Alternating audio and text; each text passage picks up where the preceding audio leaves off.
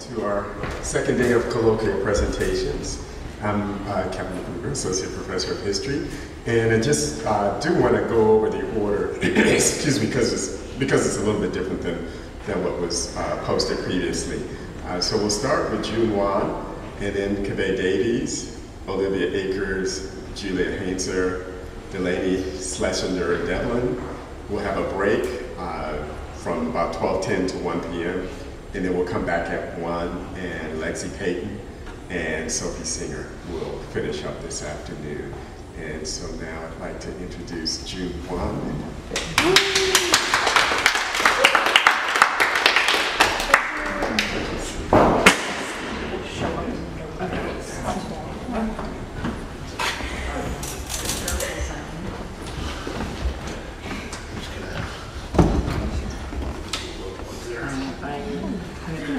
So people can pass them out actually. Yeah, so that's the copy, and then these are just pictures. So I printed these off so people can see. Those are pictures from the record from the time period of what was happening.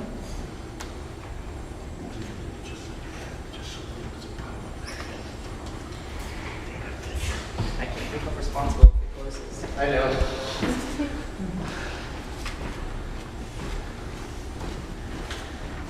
All right, so I guess I'll begin.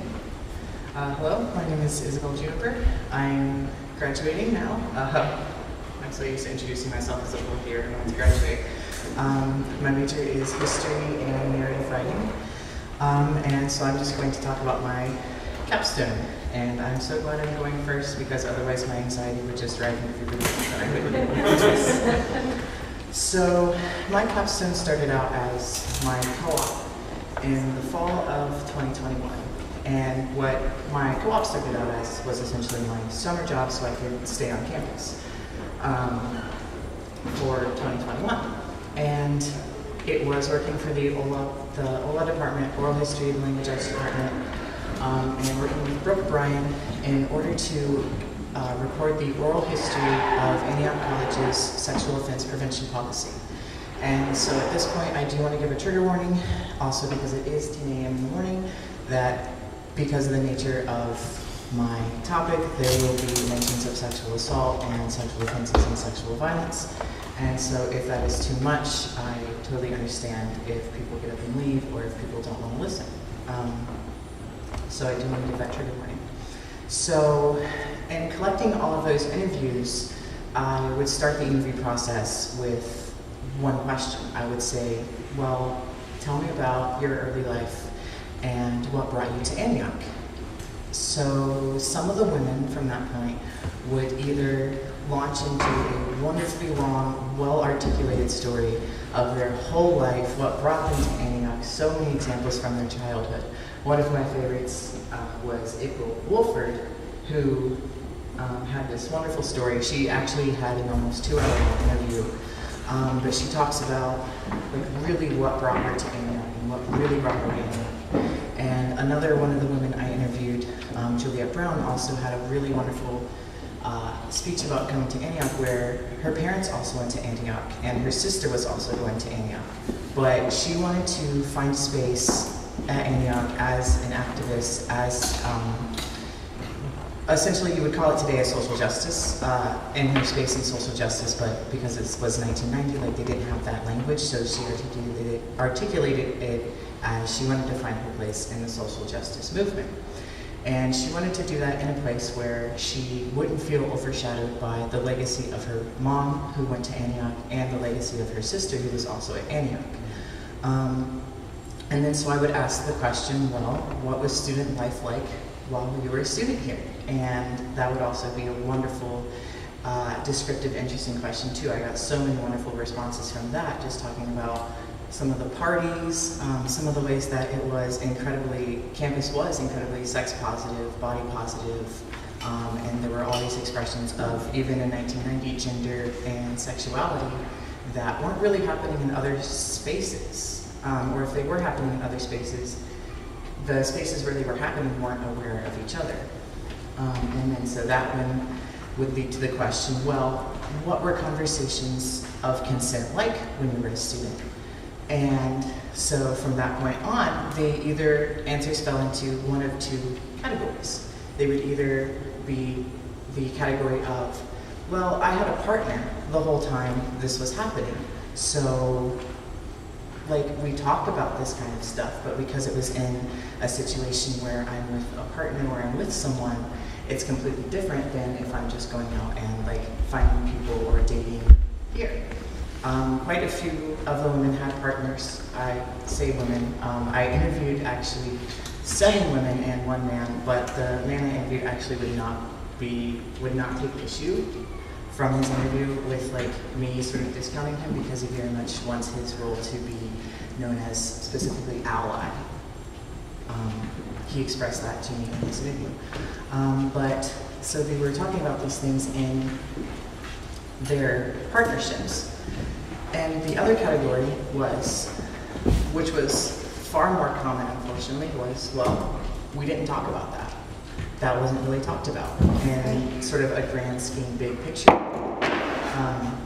April Wolford said it best, where she essentially said, well, we had no means no, and that was pretty much it. Did you say no? Well, if you didn't say no, then, you're kind of up the creek. And so then I would ask the question, well, what did you do to change that? Or where did the conversations begin?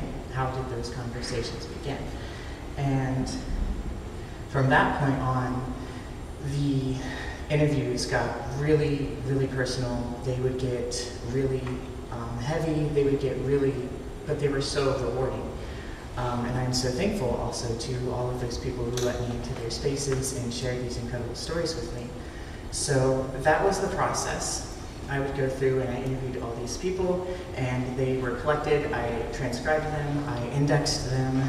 They are available on the OMS website, and we are working on putting them on OLA, as far as I'm aware, the OLA website. So they will be there for people to listen to. And if you have the time and can, stomach some of the topics that they're talking about, they're really rewarding interviews, not only from like a historical perspective on consent, but also just getting to know these people, like getting to know these alums. April's interview was wonderful, and I'm so glad I got to interview her, and I really consider her not only a mentor after all of this, but a friend. And getting to know her in that way, and hearing all of her thoughts, like not only on Antioch 30 years on, but on all of this, is so rewarding. Because not only do you have these people talking about how they felt in the present during that time, but they're also reflecting on it after 30 years. At the end of the interview process, I would ask the question, is there anything you would do differently? Do you regret anything from the time period? And some of the women, and the man, I'm sorry, I do keep discounting him. I don't mean to. It's just so easy to say the women because it was mostly women who were doing this. But like I said before, yeah, he wouldn't have an issue with that. Some of them actually did have regrets, and some of them did say they would do things differently, or that they wish something was different. One of the women expressed to me that she wished there was someone older, because a lot of the people going through this were the age group 18, 17 even, 17 to like 23. April said that the oldest women who sort of had any kind of interaction with him on a regular basis was 27 to 30. So one of them did say that she wished that there was someone older there.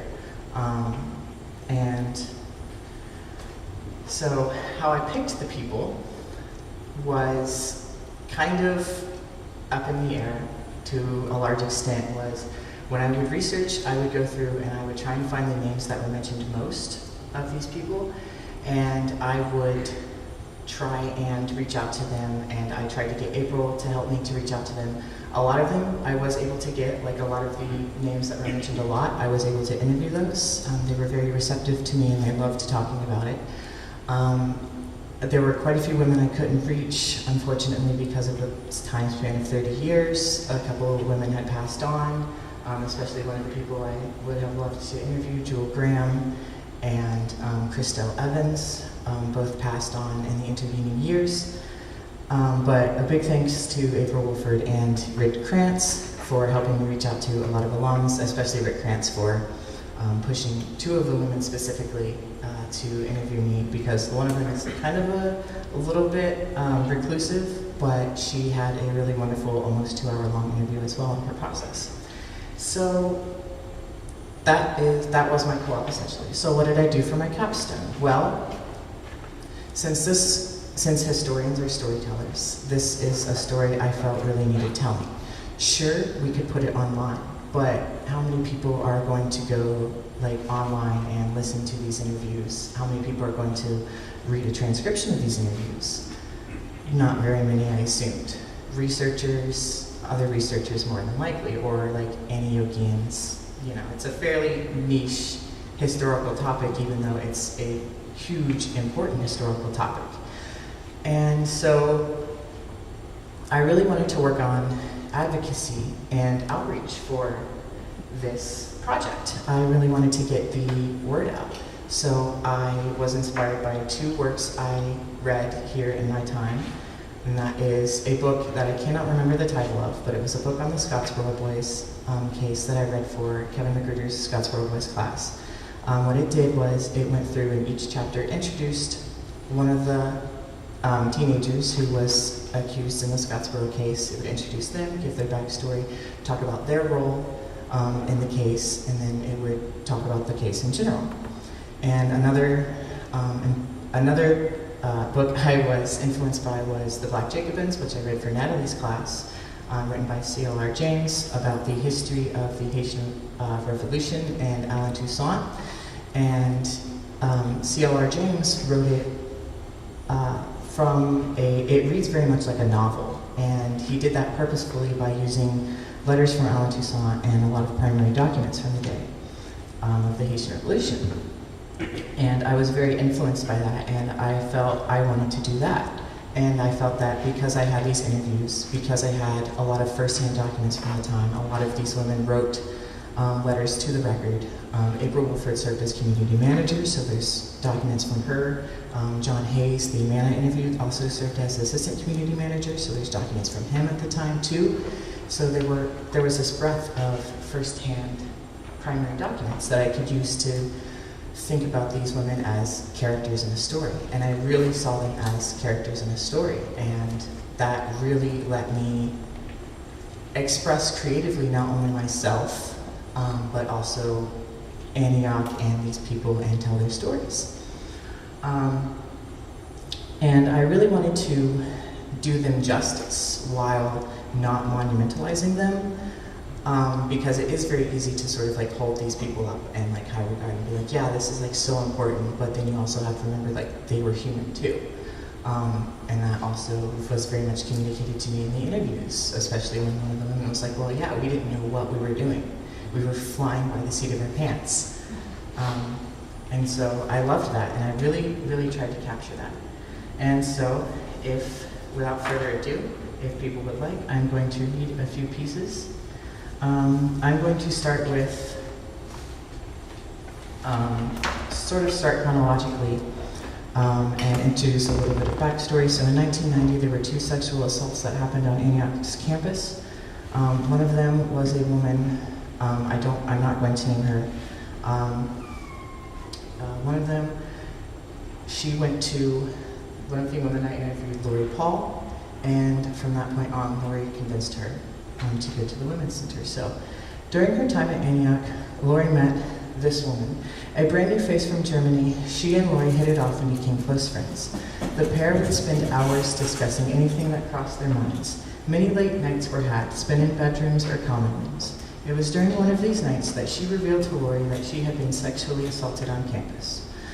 Lori greatly admired her. This woman carried herself high, delicate yet strong. She wasn't afraid to tell people how things should be. Like a wire wrapped in wool, she could be soft or take whatever shape the situation needed. Tonight, the wire was taut, the wool almost non-existent. At Lori's urging, she had gone to see Steve Schwarning, the dean of students. They both deflated as Steve gave his verdict.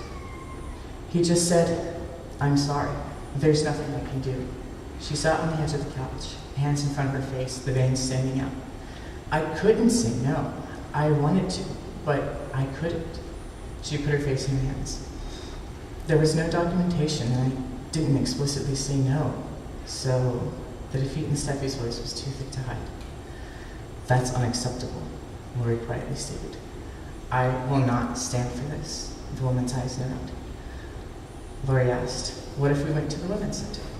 And so from then, I introduced the Women's Center, and the woman, one of the women I interviewed, Juliet Brown, who was running the Women's Center at the time, and her role in the Women's Center. And so this is a part where Lori, the woman who was sexually assaulted, meet Juliet and Nadine, who are running the Women's Center. So it's after a Take Back the Night rally on Halloween night, and so they're standing around they're sitting around the Union building when Lori and the woman walk up to them. "Juliet, right?" And Nadine asked Davies. Juliet turned around to see two women facing her. They were both around her age. "That's us," Nadine said, addressing the two women. "I'm Lori," the dark-haired woman in the class ahead of Juliet said. "And this is her name. We were hoping you guys would be able to help us." The four of them walked inside the Union building to the Women's Center. They each took a seat after grabbing refreshments. It had been a long day and was shaping up to be a longer night. "I was sexually assaulted," the woman announced flatly. She rubbed her hands on her jeans, breathing slowly. "And when I went to the dean, he said, 'I'm sorry, but there's nothing I can do.'" She paused for a bit. "I will not tolerate this." She accented each word by driving her pointer finger into her thigh. "At the end of the day, I couldn't say no." She lit a cigarette. "He kept pushing and pushing. I didn't want to, but because I didn't say no specifically," she said finally, the smoke in the air hung thickly. "And that's what the dean got her on, essentially," Lori said quietly, "because she never said no."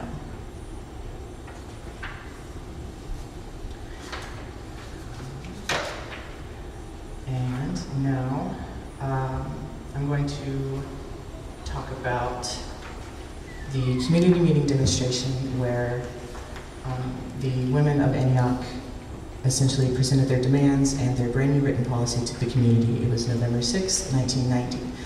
And also, this is where I encountered one of the biggest drawbacks of oral history, especially 30 years on, is how much events get mixed up in the minds of people, and how much differently a lot of people remember things.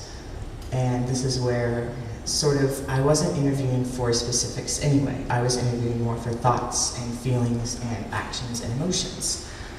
All of this was in the record, as you can see from the pictures I passed around. There's pictures from this day. Everything is in the record, so I wasn't concerned with specifics. And so some of them do remember it differently. Right. The meeting began. Speaking from the podium, she stressed how important this meeting would be, how there were too many situations happening like this, how the women, through hours of blood, sweat, and tears, crafted this sexual offense policy in a matter of days. April spoke up.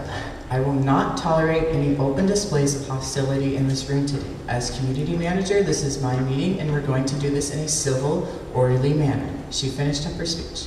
The women introduced the policy and laid it out for the room to see. A man near the back stood up. "Yes?" April asked. "Well, my question is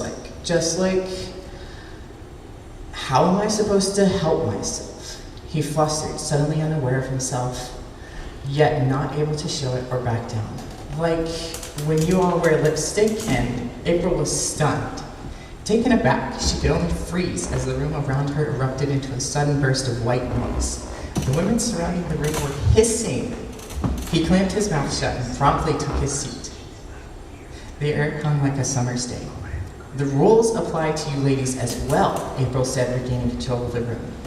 The women quieted their hissing. She pretended not to notice the glares forming on the faces of some of the women in the room, all directed at her. "There will be no hissing. Everyone will get the chance to speak out. This is a learning moment. let's dissect what your question is so that we can address it. Let's have a conversation.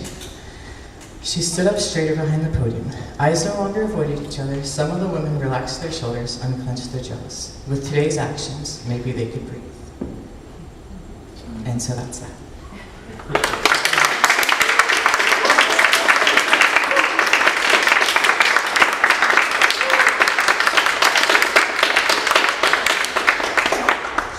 And so now I will take questions if there are any. Yes, Brooke. I just want to take a moment to just recognize and uphold the project that you have accomplished by tracing where it begins and where you've brought it to. This is an undertaking that spans at least over 2 academic years, if not more, including summers.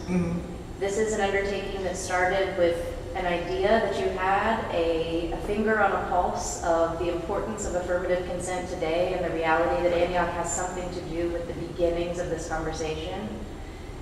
You articulated a project statement.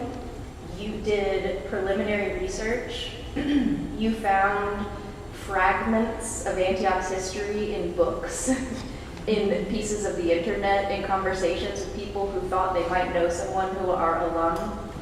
You sat and developed a list of questions. You pushed this application through the Institutional Review Board and got approval. You had multiple faculty mentors at this point already. And then you proceeded to do the hard work of reaching out to people as a stranger, comporting yourself as a researcher, as an undergraduate, asking for people to give of their time and to give of their soul to talk about something that is inherently very difficult to talk about. And you persevered and you got the interviews. And not only did you just get the interviews, you came back with them as primary source documents and you sat with them and you listened to them and you transcribed them and you indexed them and you took further classes with further faculty members. And the ideas and the words of these people hung in your mind and you connected them to readings from other classes. And you moved on and you moved on through both capstones. The fact that you conducted this project alongside everything else that you maintain as a student in your life, right? The fact that you brought this project to conclusion and that there will be a digital archive that people can, interrogate for years to come, right? But the fact that you took it even further and created a narrative production from the work, I cannot tell you how outstanding. And I just...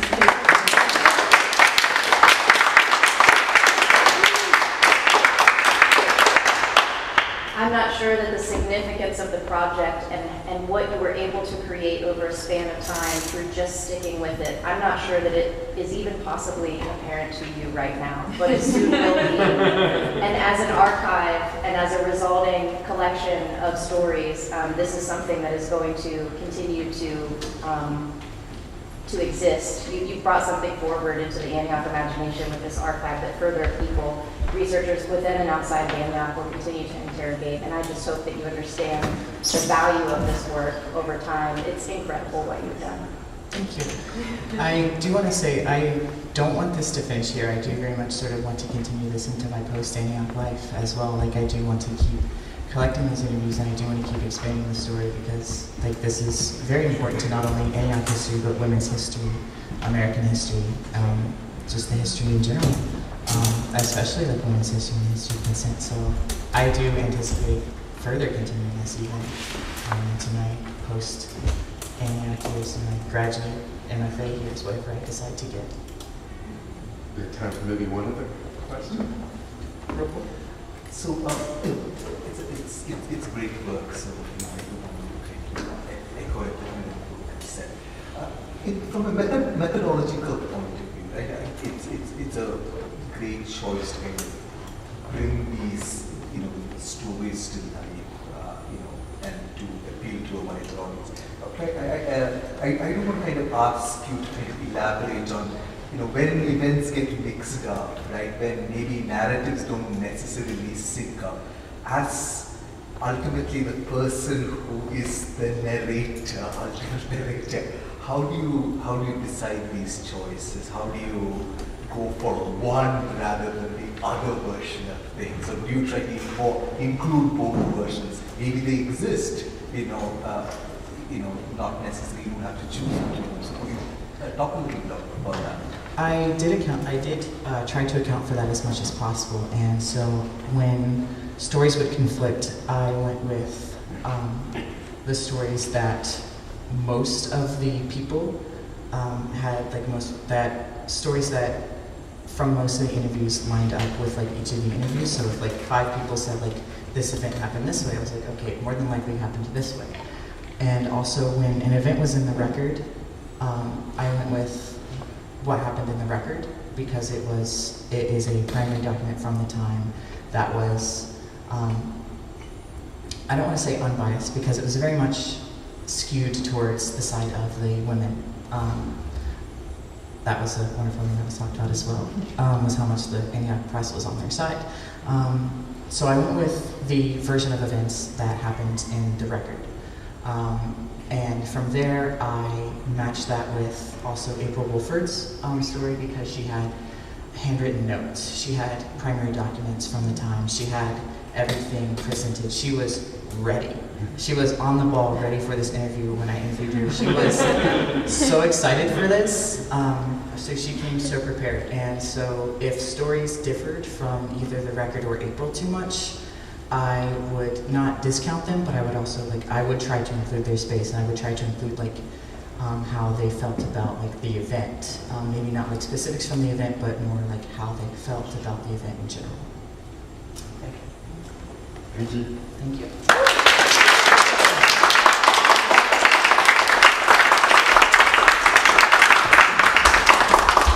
Isabel Juniper 1, and next is Davies.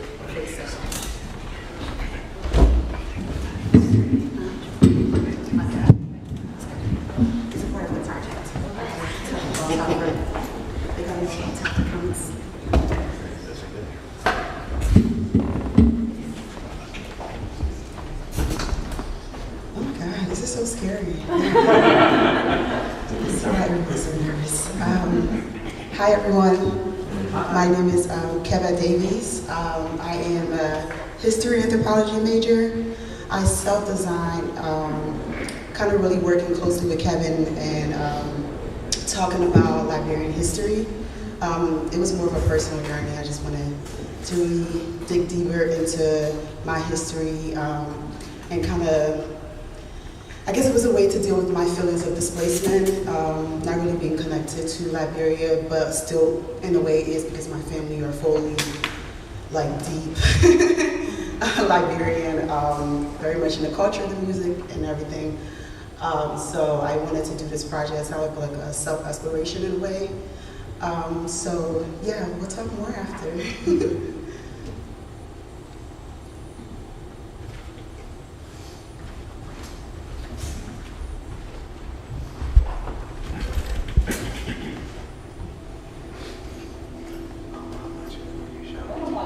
Childhood life in that we were like when we started school.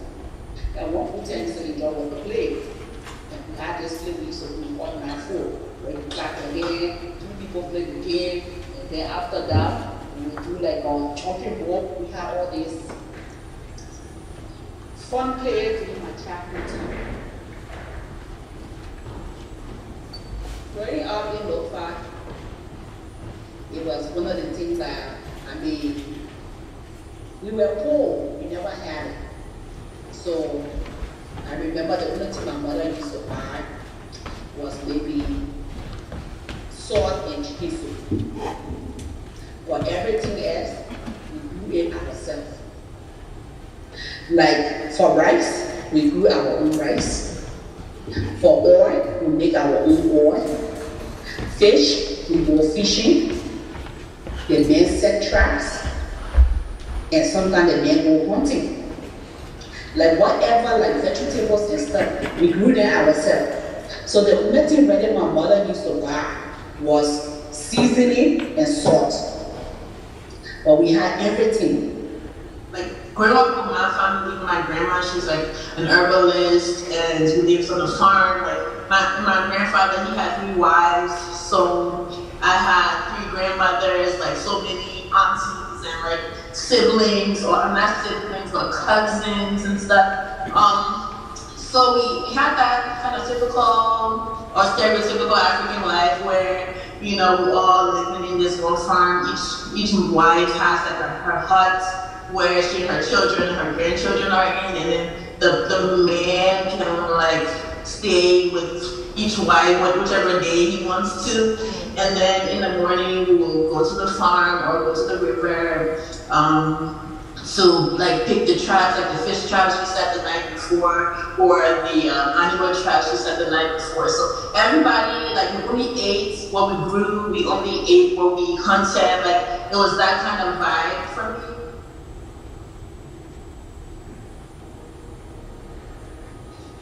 When the war broke up in Liberia at that time, my mother and my siblings we migrated from Lofa and were in Monrovia.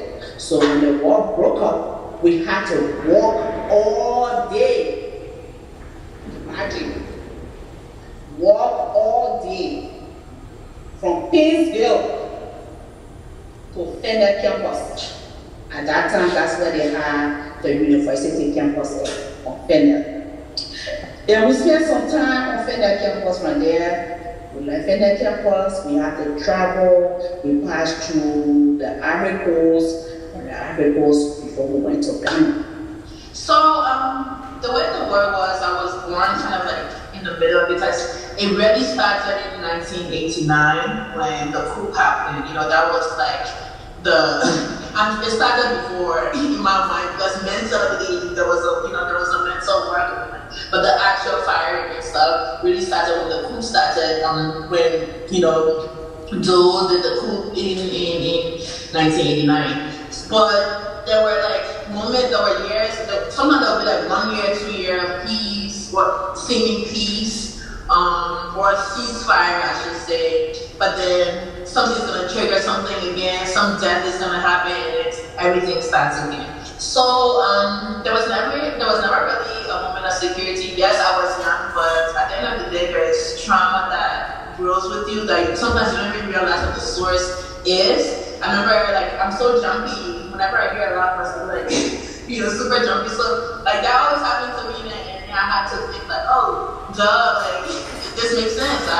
I was born during a war, so obviously I'll be jumpy. But I think what helped my family survive in a way was that we had farmland, so there was a lot of bushland that we could hide out in. At some point during it, Nimbayans were being targeted, especially the Dio people. There was like a crime versus Nimba thing going, it became tribalistic.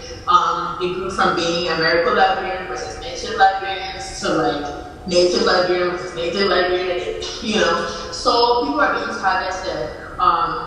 And the sad thing is that people in Nimba families, because the way it is in Nimba, like my family's farm is called Bakumpa. The Pai means town in Mano. So people would just attach last name, put Pai on it, and it becomes like that's it. So people knew that that's where, if you wanted to kill them, that's where you find them.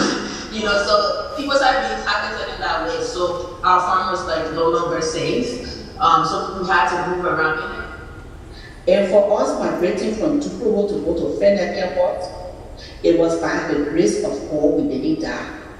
Every checkpoint you reached to, they will ask you what tribe, which tribe you from in Liberia. The vice president during that time for Liberia was from Lofa. So they were targeting the Lofians. So we the Lofians, we got our culture. So if you part of that culture, you have to carry a signature mark on. So most of the Lofians then, they were targeted on that. After all of that, I gave all the glory. We made it safe. We went to Ghana, and everything went on well, and we were able to get on this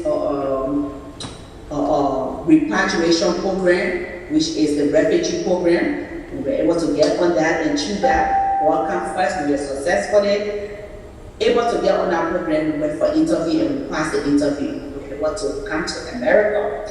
And being in America, I still got family back home in Liberia. Most especially, I got my mom, I got my sisters, I got uncles, I got a whole lot of family back home in Liberia. Like my mother lived in Liberia forever, and then my father in 2003 got an opportunity through church to the States. And he was living here for some time. He was able to send for me in 2005. Okay.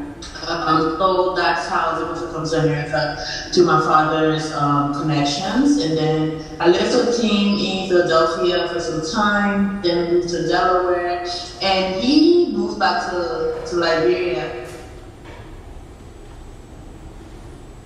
Favorites, on my all-time favorite, of course, is GB, because GB tastes like everything, and there's this mushroom they put in it, and it tastes just like meat. You know, it just tastes really good, and then there's like herbs that you put in it. So like GB exists, it's like one pot. You put everything in it, but the process of it is the beauty is in the process, because you can't be lazy about it. Like the American GB, a lot of people use the fufu powder, but it doesn't taste the same because that process is missing, like gathering the cassava and like boiling it and beating it. And it's teamwork. You know, it takes a community to make that type of food, because there's so many things involved in doing it. You cannot be GB by yourself. It has to take up to 2 or 3 persons, you know. So I think that's some of my favorite thing about it too, that authentic GB, like it takes a community to do it. And that's a very important part to me. And a lot of Liberian food are like that. You can tabagi, there's like different things that goes into it, or cassava leaf. Like a lot of our foods, it's a community food, you know. Different people have to be involved because different people are gathering different parts of the meal, especially if you're making it that authentic way, like adding the labor that's involved in making it. It's just the community, and I think that's one of my favorite things about it. The palm butter in Liberia, I would go to the market and just buy my fresh palm boil it, beat it, wash it up, and put my palm butter. But in America here, if you buy palm butter from the African store, which is already like processed. Wash it off first, sift it before cooking it. But some people they don't do that. They will just get the palm butter and just open the can, put it in the pot and cook it. So as a result, you cannot compare the palm butter here with the palm butter in Liberia. If you don't use the same process, the way you cook it in Liberia, it will not come out. There were other things like sand in it, and that's how it is, sand, because of all the particles from the pakana that the machine on the ground. So it's a lot of process and it's completely different.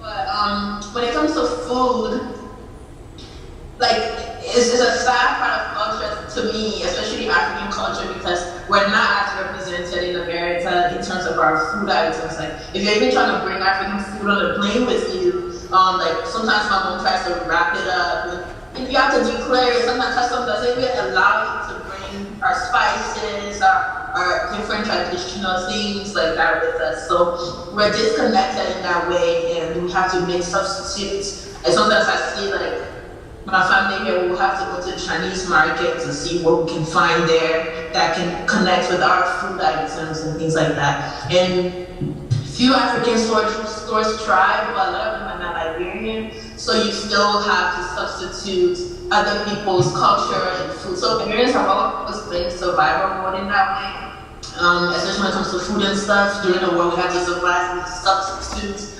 After the war, when there was a lot of scarcity, we had to survive and substitute. So it's the same thing now that people have migrated or immigrated to the US or different parts of the world, still have to survive and substitute.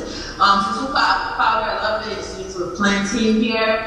We don't use plantain for our fufu. A lot of it is always cassava. Dumbo is cassava, but just fermented in a different way. Our fufu is fermented in a different way. GB is cassava used in a different way. So our fufu in that type of food, it comes from cassava. But here we have to substitute. So the taste has already changed right then and there. You know, with the soup, like the thing that makes GB soup is the ingredients that goes into it, you know? Like the mushroom or the herbs or the authentic ground peanut butter that's not, you know, sometimes people have to use this sweet peanut butter. It has changed the taste. Or the bitter balls, like sometimes you will find use like substitute eggplant because they found it in the Chinese grocery store. Like, so different parts of it has already changed that authentic traditional taste of it. However, it's still, like I like to say, it's like a new part of the Liberian culture. It is still Liberian culture, but it's a newer part of it because like it has been, you know, changed or adapted.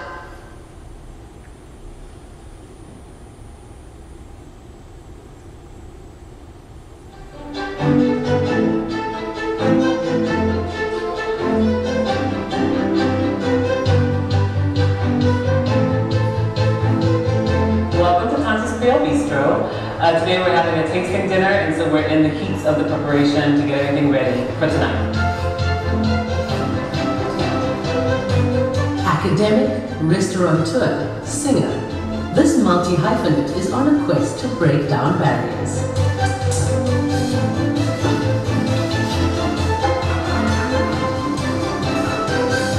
The heart of these dinners is really finding time and space to get together, to have a wonderful meal, to have a different perspective, to see Liberia in a different way, in a different light, and to rediscover Liberia in a way by seeing all of the things that we have to offer.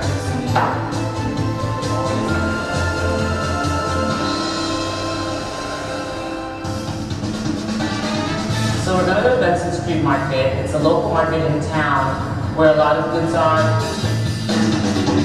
How much for it? Who's that doing? That £1? Okay, let me get £2. How much for this? Change to that. Let me see. Well, carrots, cucumber, green beans, spring onion out. You got mint? Okay, let me take this for you.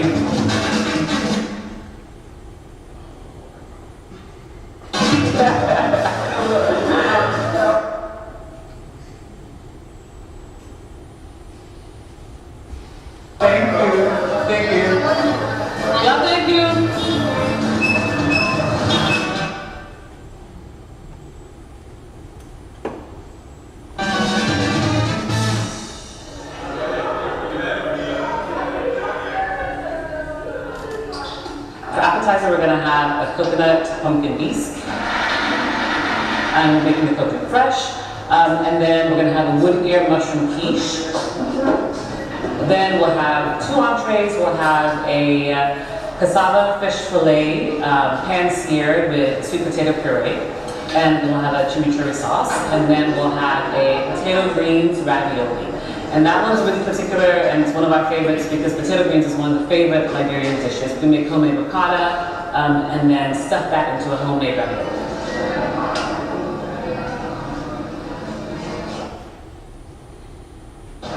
And then for dessert, we'll have a mango or plum, as we call it in Liberia, sorbet, and then we'll have a German chocolate cake. Tanya says her culinary journey began at home, guided by her grandmother. Well, you know, for a refugee family, for us, I think cooking was a way of just keeping us connected to being Liberians.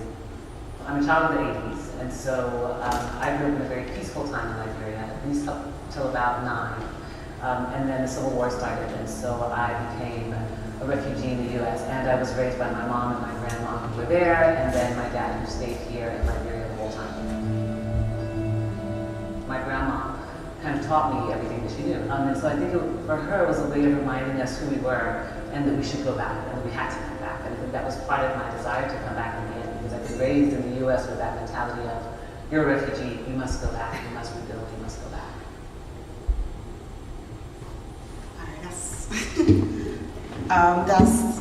It's a 32 minute video, but we can only shoot 15 minutes, so that's all we have. But in the other half of it, we get to talking about fashion. Adrian is also a fashion designer, as well as her blog post, which was inspired by the incident at Temple University during Ebola, when she and her friends walked into a party and the white kids was like, oh, Ebola just walked in. And she talked about how that experience kind of prompted her to start kind of talking about Liberia and exploring. And then we talk about fashion as well, and we talk about, as the title's jumbling up, the importance of return, as Tanti touched on.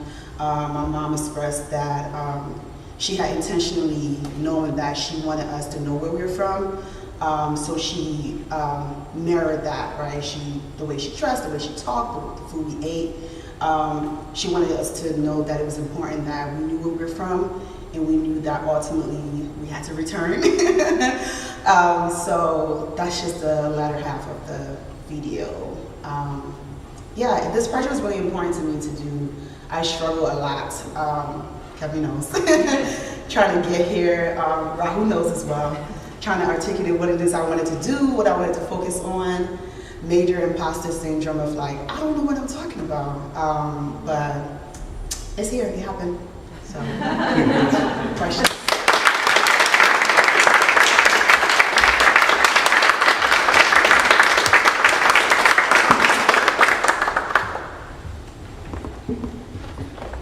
Yes, Rahul? Beautiful. And food is such a wonderful, kind of entry into kind of analyzing, both, where you are, where you come from, right? And my kudos to you for really doing this. But as I guess historically, as students of history, anthropology, we do know that cultures and traditions are not static, right? And your interviewees do point to the kind of substitutions / survival adaptations that they have to make, right? So, in the course of your project, do you see, say, maybe new traditions emerging, that are Liberian yet not Liberian, perhaps? And could you talk a bit about that in terms of food, perhaps, or the way that you consume food, prepare food, etc.? I'm trying to think of a personal one, but I think Tanti's portion of the video was really interesting in the way that she combined cassava, the root of the cassava plant, the cassava leaf plant, and potato greens into the cuisine that we would deem American or Italian or whatever. And I think that was important for me to put in there, because especially as Adrian was talking about, we had to adapt. And I think actually a big one is my mom was mentioning palm butter, which is like the palm tree, the fruits of the palm tree. It has like a oil, fatty outer layer. If it's really ripe, it looks red. And you can cook it and then have the deshell. So like there's a palm kernel within the fruit, but the process in Liberia is like put it in the water and the pencil, and you like beat it, and it separates the kernel from the fruit. And I think here, like she was saying, it comes in a can, which is like really weird, but how else would you get palm butter? I remember the first time I saw that, I came to the US in 2006. I was like 9. And I remember the first time we went to the African store and we got that, and I was like, Mommy, what is this? And again, the process of her trying to rinse it out, because like from the refinery and the processing in the machine in the warehouse, there's a lot of like the palm kernel shells are in it. So I see that even the way we cook it, there's a leaf that you put in it for the aroma and the smell. It's not easy to find here, as Adrian was saying. There's certain things you just can't bring. So I see that in the way the way that's prepared. Even with jollof rice, my mom makes jollof rice all the time. She's just recently started using pasta sauce to get like the coloring. But in Liberia, we didn't use the pasta sauce. So that's the way like it's changing and it's adapting, and she likes it that way now, I guess. We have time for one more question. So good. I have one, if you don't mind. So, and I don't know how to formulate it properly, but one of the things that I feel like my sort of academic mission is overlaps with what you've been doing here, and that is that the American students I teach have a massive amount of ignorance and huge stereotyping issues with anything related to Africa. And so here I see, food is kind of, as Rahul pointed out, sort of an entry point. It's like we have a culture here in the US of being able to sample the foods from different places without necessarily understanding what traditions go on behind that, the processes and everything. And you've connected that easy entry point beautifully with, it's not about the food necessarily. It's about the connection, it's about the community, it's about seeing the world in a different way. And I'm wondering if there's anything you would draw out as a lesson, or maybe something you learned that helped you adapt, because there's another connection, right, between a desire for authenticity that's constantly being frustrated. Right. And so and that's, I think, a thing that Americans can relate to. They need to wonder about that. They need to change their own opinions on what's authentic and what's not, and what's it okay to be inauthentic about. Right. That's actually really interesting, because that has been my biggest fight here at Antioch from like 2014 until now. I've always hated the food. And I've always wanted to have African food at Antioch, and I'm just like, that's not gonna happen. Lindsay has been talking with me to get jollof rice made, but I'm like cautious because I don't want it to be ruined and then like I still cook African food on campus. I go to the stores in Dayton, I'll get my cassava leaf and I cook. I actually have a bowl of cassava leaf in my fridge right now that I'm gonna eat after I leave here for lunch. So I don't know if there's so much, because I haven't learned if there's a balance, if there's a way to, because I'm always frustrated again with Adrian, like talking about how it is not part of the conversation. Even the conversations about jollof wars, like the Africans are fighting over who has the best jollof. Ghana thinks they got it, Nigeria thinks they got it, but competitions after competitions have shown that Liberia is what it is. So I don't know what to tell them, but it's just been really hard in that way. I haven't learned a way to get a lesson out of it. I just know that I'm stubborn in that way where I'm like, if it's not authentic, I don't want it, and I don't want anyone else to make it unless it's being authentically made by someone who is Liberian. So I guess that's like my blind area where I can't see, because I don't want it to lose the taste. I don't want it to lose the taste. I don't want Adrian talk about the process. I don't want it to lose the process, the connection that's, for it to be like this fast-paced, easy meal to have. I don't want it to lose that. So I don't know, I don't see a... I don't think that's a point. Okay. You're allowed to be true to yourself. Yeah. Thank you. Thank you all.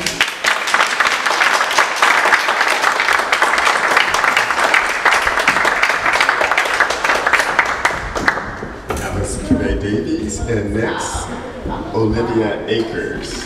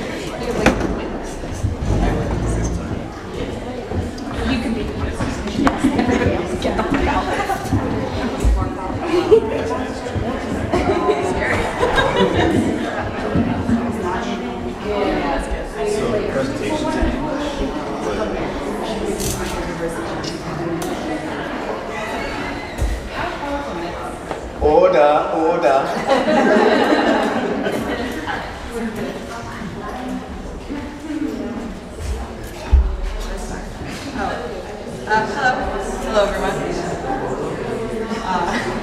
Olivia is starting her presentation. Olivia is starting her presentation. Lisa. Thank you. Sorry. Olivia's my advisee. I feel like okay. It's that maternal instinct kicked in. Hello everyone. My name is Olivia Akers, and my major is creative writing and human interaction. Essentially, I explore the dynamics and complex relationships between characters and people through the idea of like narration and dialogue in creative writing. So for my senior capstone, I decided to kind of formulate the bare bones of a future novel series I hope to hopefully one day get published. Very far down the line, it's going to take me forever to actually get it going. And the main genres are going to be fantasy and romance. Romance because I'm a sucker for it. I have to add that, that's important to me. But also because it does have a lot of the relationships and bonds and connections that people and humans do have with each other. And fantasy, I'm going to talk a bit about my plot line before I start, but in this particular case, the fantasy genre is important because the main character is human, surrounded by a bunch of people that aren't human. So you're able to show like the more like morals and like the values of being a human and what it really means to live and thrive in this world. So for my plot line, the exploration of self-identity, the idea of like propaganda, embracing differences, those are like the main elements of my plot line. So it's about a girl named Verena who is a human within a world of 6 kingdoms, where there is the human kingdom, but there are 5 mystical kingdoms of different races that were created by ancient beings. And she was raised to believe that these people are horrible and that we're to stay away from them, and she's a trained soldier to one day go to war with them. But there is a character named Elias who takes her outside of the walls, and she has to experience the kingdoms with unbiased eyes and to learn what it means to really be human and embrace differences with everybody else around them. So I'm going to read a chapter. I'm not very good at reading slow. I read the same way I do in my head, so I'm sorry if I go too fast. Okay. This is going to pick up right after Elias is taking her outside of the walls and she has no idea where they're going. All right, Elias nods towards an empty dock. I give out a huff of air as my shoulders slump. It has been hours of several questions and minimal answers.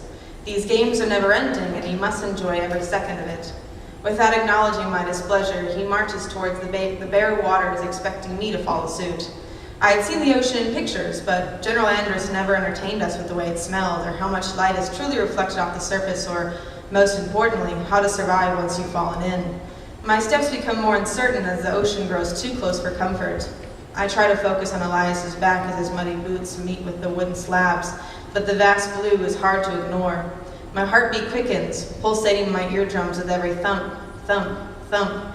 For every step I take, another ounce of fear seeps below the bumps on my skin. I swallow, backing away before my soles land on the dock. If his objective is to kill me without struggle, he will succeed. I want to have confidence that I could win and follow our steps back to the Southern Guard, to tell them I have come in contact with the man of infamous legend, but the water staring back into the laughs of my fantasy. I'm not getting in the water. My voice shakes, unable to mask my panic. Elias tilts his head back as if he is almost confused and follows my gaze towards the waves. A slight grin appears at the corner of his mouth. Well, neither am I, he says, and continues walking down the dock. He peers over his shoulder at me as if to coax me into joining him. I don't trust him. All he'd have to do is catch me vulnerable and send me crashing into the blue. I steady my balance, placing all the weight in the balls of my feet. I hold my breath and clench my fists, preparing for any instance he might throw me under. Instead, he isn't even looking at me. He's oddly scanning nothing, and possibly the horizon in the distance, but I'm not sure. Shall we? I want to interrupt in disagreement, but not a word escapes my mouth. With zero hesitation, he lifts his foot as if to step on air, and my breath cuts. For a slight moment, my arms almost reach to catch him, to save this murdering kidnapper from death, but his frame levitating over the surface of the water halted me. I can feel the blood draining from my body as I watch his feet rest on nothing. He's grinning again, perhaps even holding in a laugh as he studies my horror and bewilderment. Trying to find logical answers to how this could be, only one makes sense. Magic. In case you have forgotten, I'm not like you, I make out. In what way? I'm not one of you. The words leak out like poison, infecting the distance between us. Are the differences all you see or all you're choosing to see? He pauses, waiting to see if I'll respond. Nothing comes to mind. He turns his back to me and begins walking at an incline, gradually getting higher and further from me. I watch the waves crash into the supports below the dock. If I fall into this water, I hope Merrick never hears that I chose to abandon all my training, all the hours I practiced to protect my people, and believed air would somehow save me from the possibility of drowning. I close my eyes, grit my teeth, and step right off onto the port onto a solid surface. My eyelids crack open carefully, and then all at once, as the ship slowly becomes visible, like watercolor bleeding across a canvas, consuming the picture. Its structure is long and narrow, with a deep underbelly, most likely for cargo of some sort. Despite the many sails the cargo ship should venture on, there are no signs of damage from voyages. Never have I heard of a ship the color of night that appears only when contact is made. I scale the ramp, admiring the build while ensuring to not lose sight of Elias. Bile rises in the back of my throat as I take in the view of Elias standing amongst a handful of crew members, with none of them being human, the others across the wall. The races that have stolen our lands and murdered our people, several of them are Merits, the perfect race for camouflage and assassinations, with their bark-like skin, branches for hair, and roots for fingers, blending in with their forest kingdom. General Andrus has said that without knowing they're there, the Merit grounds seem ghostly. As a child, haunting stories were told of their lands, for anything can happen when your eyes can't be trusted. A few crew members, clearly meant to do the heavy lifting on the ship, were of the Crodox race. Despite their kingdom set in a dry climate with scarce food supplies, these natural predators can bulk their muscles with ease and spend long hours in the sun's rays, through the protection of their skin of being a blush red. Solid black markings are painted across their face and arms to symbolize their dedication to their people, and yet they are on the ocean, playing a fantasy game as far away from home as they can get. The rest of the crew were Falvar, those that seemed the closest to humans, unless provoked. Known as the spy race, the Falvarons study magic of the senses. They don't seem quite as dangerous until just being a few feet from one is strong enough for them to smell the lands you've traveled through the dirt of your boots.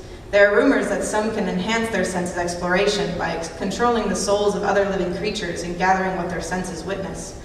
For the ship, I'm sure their 6 pairs of eyes make them the most ideal for lookouts.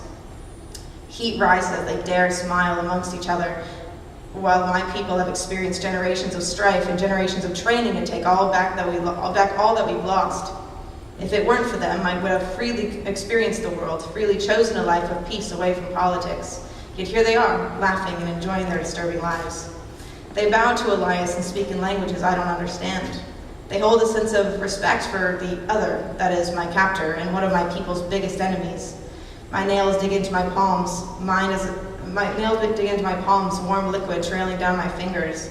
My family, Merrick's family, everything flashes through my mind as a figure steps closer to my back. For an instant, I see black as my fist is caught by the person beside me. I catch my breath and come back to reality and rest my gaze on a dose of familiarity. It should be impossible. No, it is impossible. A human amongst the others, and they've caught a soldier's fist, my fist, at full force. You weren't looking to harm my crew, were you? His befitting eyes match the ocean, studying my every exhale. He can't be any more than 10 years older than me, yet holds decades of wisdom beyond his irises. I'd suggest thinking more clearly before you regret your choices. His aura screams confidence as his words are laced in threat. How can a human claim that these things are his crew? They must have enchanted him in the way Elias can do. If I can save this man from the hallucination, get him on my side, he can take me back to the Southern Guard and... Orin! Elias runs to greet the man who releases my fist, completely ignoring what had just occurred. Elias! Orin relaxes his tone and softens his composure as he holds Elias in a brisk embrace. This man is different from the crew, just previously bowed in Elias's presence. Somehow, this man holds a similar level of respect to the man of legend. We have been expecting you. We ran into a slight bit more trouble than I had originally expected. He glosses over the hundreds of men he managed to get past, and I roll my eyes. The two walk towards the captain's cabin, leaving me with 30 pairs of other eyes, studying my every move. I quickly follow suit with them to avoid the crew that is now on high alert of my motives. More than anything, I wish to speak to this human alone. The cabin is small, lit by a single lantern that casts a shadow over their faces. If it weren't for the desk, I would have assumed it was a storage compartment rather than a captain's office. Did we delay your collections? Elias puts his hands in his pocket, leaning against a wall. Orin spread a beaten map across his desk, his finger tracing a route to a place I don't recognize.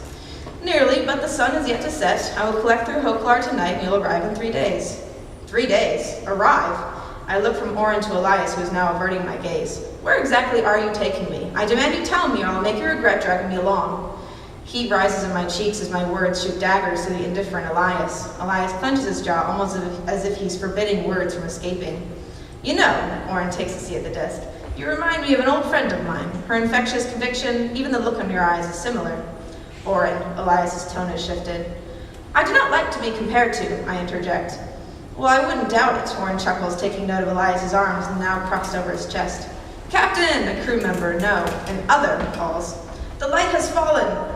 Orin strides between us out of the cabin and orders the crew to set sail for his collecting. Without meeting my eyes, Elias sighs and mutters, you should get to a bunk as the ship gains speed. You won't know how to handle it.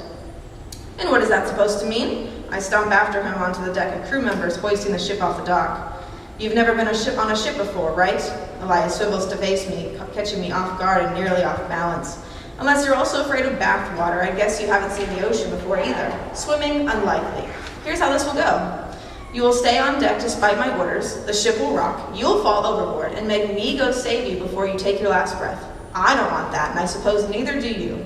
You want to survive out here? Listen to me for once, please. In a moment where I should be enraged, I can only find myself stunned. His tone held irritation, yet I still sensed worry, but that couldn't possibly be. Nonetheless, I decided not to push further and follow his directions to the hammocks below the deck. He was right, the ship rocks more than I had imagined. As my frame swayed within the hammock, I greeted exhaustion with open arms. The sounds of the others woke me, my hammock not swaying nearly as much as it was before the ship reached full speed. It must have been only a few hours, for their calls of a sighting show me that their collecting has only begun. I never even got to ask exactly what this ship collects. My growing curiosity took over as I found myself climbing up to the deck. My eyes meet Elias's as his back leans against the ship's rails. Without getting too close to him, I walk to the edge and peer over the sea. Except the sea isn't before me, but rather land. My stomach does somersaults as I realize the ship doesn't sail, it flies. My spine shudders and I find my fingers gripping the rail, decreasing any possibility of me falling thousands of feet to my unforeseen demise. I want to question how a ship can fly, but Elias's slight smile tells me all I need to know. Another mysterious capability of the others, I assume. The use of such dark magic makes my skin crawl, remembering how dangerous these powers are to my people, and yet a human like Oren utilizes it. "Captain," a crew member calls, "straight ahead." I follow the direction as a small shadow blob of some sort begins to take shape. "That is what they work to collect?" I scoff. "You make quick judgments," Elias's pleasure bit spills over each syllable. I squint, trying to make sense of the blob, and I notice the small blob is growing in size. As the ship draws near, the shape changes from a speck to the size of my mattress in the Southern Guard, and finally to 4 times the size of Oren's ship. Now sailing beside the creature, I see that it was once a creature of the sea, one I saw in a picture book. It has a streamlined body painted gray with a white underside. Grooves and pleats down its incredibly large mouth made the creature perfect for catching high volumes of schools, that is, when it was below water. Its arms are the shape of paddles and tail with a wedge down the center. Their eyes being the size of my body should be more than enough reason to turn the ship around. And yet, they stay. "Man your stations," Oren shouts, his voice thick with authority. "We'll be busy tonight." As I take in the creature I had once considered fiction, a moaning call comes from another on the opposite side of the ship. Twisting my body, I notice we are surrounded by these massive beings. Almost like a song, 6 of these creatures match their calls, singing a lullaby beautiful to any and all. When their harmony halts, something emerges from a hole at the top of their bodies. Color. Just as how the ship became visible, color spreads across the blank sky like a sponge, absorbing the darkness and devouring every last empty space the naked eye observes. Shades of lilac and sunlight mixed with crimson blush and vines. Each color bleeds into the next, a symphony of art matching the song of the creatures. I inhale, eyebrows raised as I try and carve this instance forever in my memory, marking it as the single most beautiful event I've ever witnessed. I bring my hand to my heart, reminding myself I'm still alive by the quickened beats. The crewmen open large bags made of fabric, catching the substance as they sail beside the creatures. "It's a powder," Elias cocks his head to the blend of shades. "Our kingdoms utilize it as a valuable resource." He notices my brows furrowing and perplexion continues. "It can stunt our magic or increase its strength." "Well, how do you choose what happens?" "We collect this powder and form stones. When wearing them as amulets, earrings, necklaces, rings, any part of us that it can come in contact with, it can absorb a degree of magic we exude. If we consume the powder, it is capable of making one far stronger than what should be possible," he snickers, "even for us." I scan Elias's body, taking note of how much jewelry he wears. At first I believed he was pretentious, showing off his status within this world through expensive accessories the way humans do. But in actuality, he is protecting those around him from the true potential he has, like restraints tied to his wrists. 11. There's 11 stones residing across his body, and perhaps I have underestimated him. And a human captain collects this for a profit. Oren is a smart man. He remains neutral and still gains the most. "Well, then how did you two meet?" When I glance back at him, I notice Elias is much closer than before. With mere inches between us, his bright green irises almost overpower the array of colors bleeding across the night. If I were to have a favorite color, perhaps it would be the one similar to residing within him. I fear if I look too closely, I'll become trapped in the chaos that lurks and find comfort in the unsaid. Eyes can talk, and I must remember to not listen.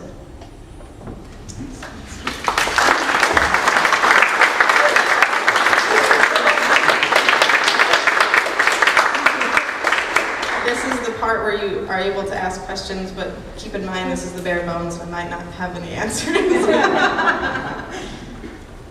I just want to say I loved your ending line of the chapter. I did want it to end. Thank you. I can't wait to read the full version when it comes out. Thank you. It might take a couple years, but I appreciate it. Robin. Yeah, it's more of a, to commend you. Also, it is so, I've read more than just the chapter that Olivia has shared with you, and I can't express enough how proud I am of all the work that you did. Yeah, of all the work that you did, because, as you all know, it takes years sometimes for people to write novels. And so Olivia did an incredible amount of work, even in these first chapters of this, as a start to something bigger that hopefully will continue on. I keep fingers crossed that you keep going on it. Thank you. But also it's really lovely to see you up there reading, and the confidence that you're exuding, and also the smile on your face as you're reading. That's awesome. Thank you. I appreciate all you've done for me. Thank you. Yes.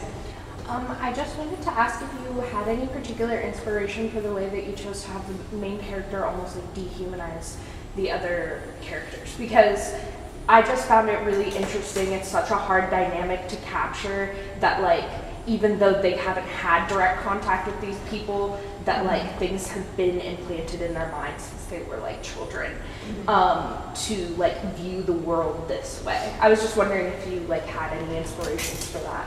The inspirations were mainly taken from our society and how media has influenced our way of believing in different perspectives and judgments on different people. That's why like conflict is such a huge portion of this. And when she, I may have not described it well, but she is describing whales, and she doesn't know much about them because her kingdom isn't anywhere near the ocean. And they keep that under wraps. She may have read it in a picture book, but not many people even know those things because their governmental society has prohibited people from knowing too much and for having, they want to have that bias. And I took that from the idea of like our media, our news channels that make sure their viewers are only taking the perspective they want them to have.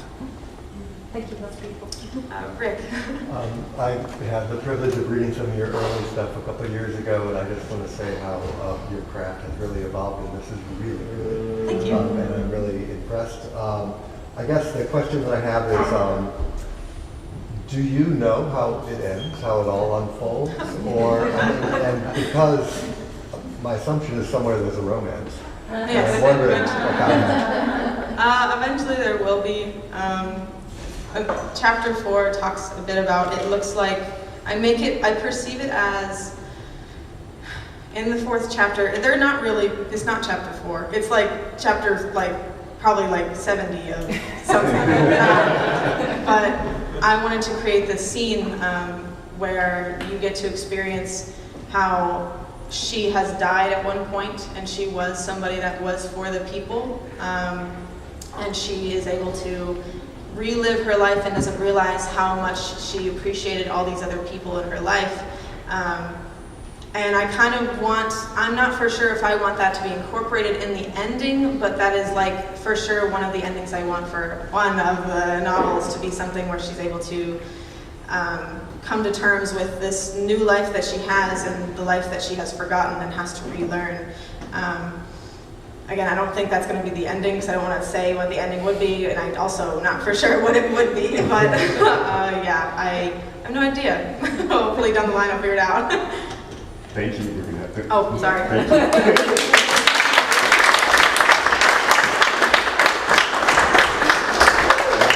That was Olivia Akers. Next is Julia Hanser.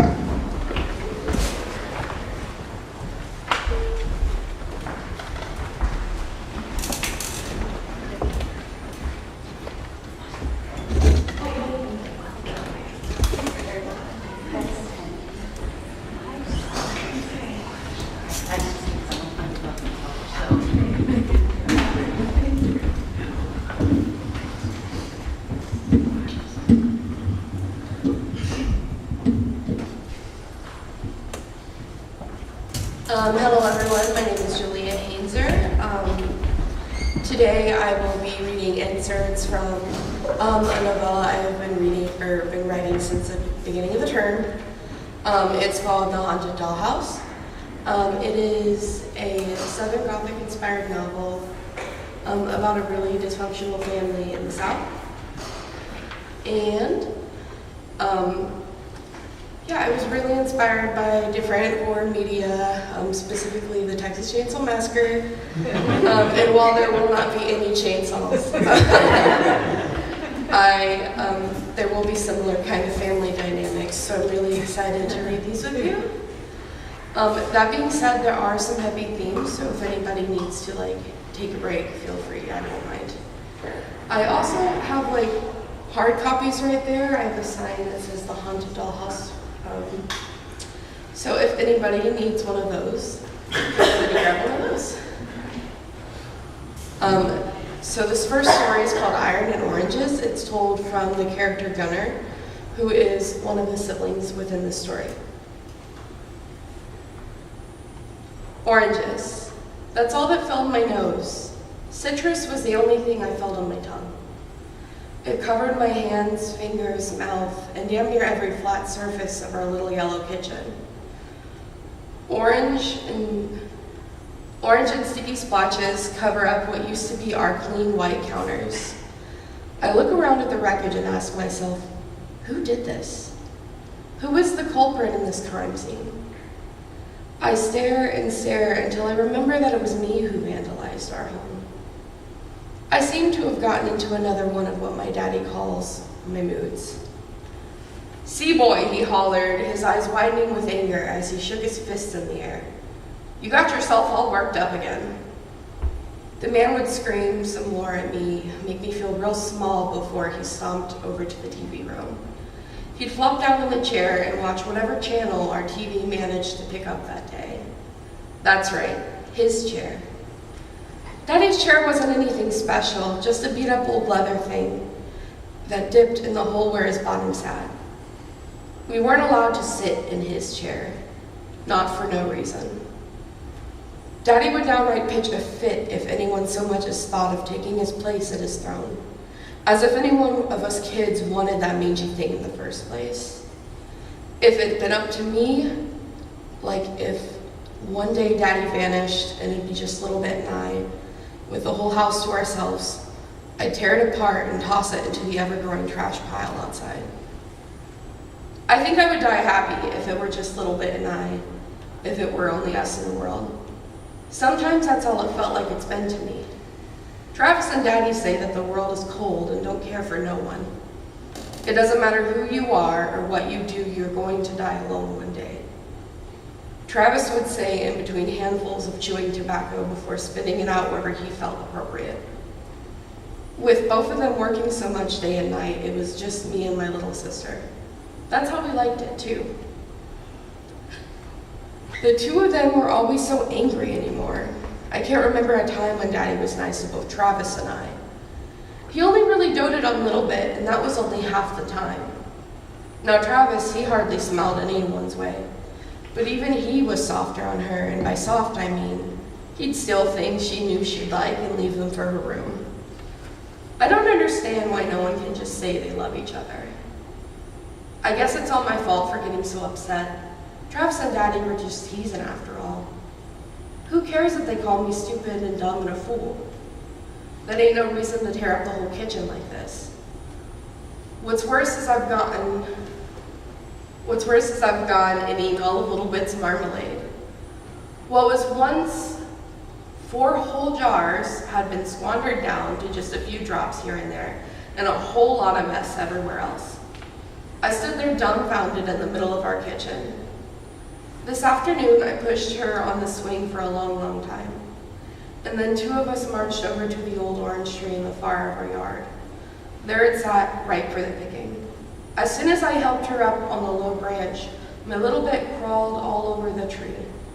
She filled a whole tote bag with the fruit it bore, and the rest of the night, she taught me how to turn those oranges into this here marmalade, or what it used to be. When Daddy and Travis came home, angrier than a rattlesnake as usual, they swung the front door wide open. Well, Little Bit had been sleeping on the floor, and the door came back and cracked her in the head harder than I'd ever seen. She immediately started crying, and instead of helping her, Travis pushed her aside with his foot and told her to move her behind. They didn't even check on her or anything. I couldn't help but see red when it happened. I tore the house apart and pushed Travis hard onto the counter and knocked every one of the jars to the floor. In response, he balled up his fist and punched me square in the jar as he stormed off yelling, and our sister ran into her room. The familiar taste of iron swelled in my mouth. Iron and oranges, I thought to myself, as I picked up all the glass and what remained of the gushy piles of orange preserves. I didn't want it to go to waste, so I could do all I could think of and gobbled it up. I ignored the stinging pain in my mouth and began searching for a rag, softly sobbing to myself like a baby. Daddy didn't like babies. "You okay, buddy?" a voice behind me softly asked. There behind me she stood, eyes swollen from crying into her pillow, and holding an ice pack at the back of her head. I felt shame well up in the pit of my stomach as she surveyed the room around us. She crept towards the sink and wetted an old rag with warm, soapy water. The two of us cleaned the kitchen as the sounds of jeopardy and Daddy's snoring filled the air. She ushered me to sit down at the table before taking a wet rag and dabbing my face, making sure to be extra gentle on my jaw, and soon, like the countertops, I was clean. You didn't have to hit him for me. With that, Little Bit leaned her small frame against mine and yawned quietly. It was about time for bed. My second story is called A Father's Ramblings. This is told from the part, or from like, I guess, Little Bit's view on how her father talks. The world we live in is plagued with despair, dark, freezing, crippling dread that spreads faster than the common cold.